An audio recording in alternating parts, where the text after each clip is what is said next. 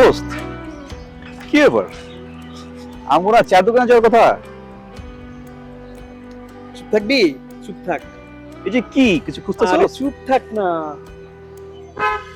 ওনা আমার কি হইছে?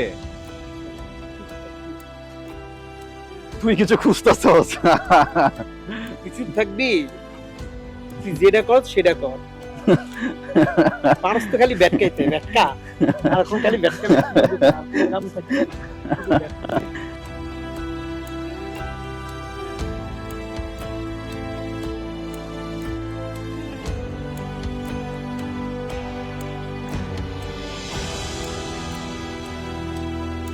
অনি মেয়েটির খোঁজে বেশ কয়েকদিন এই বটতলাতে আসে।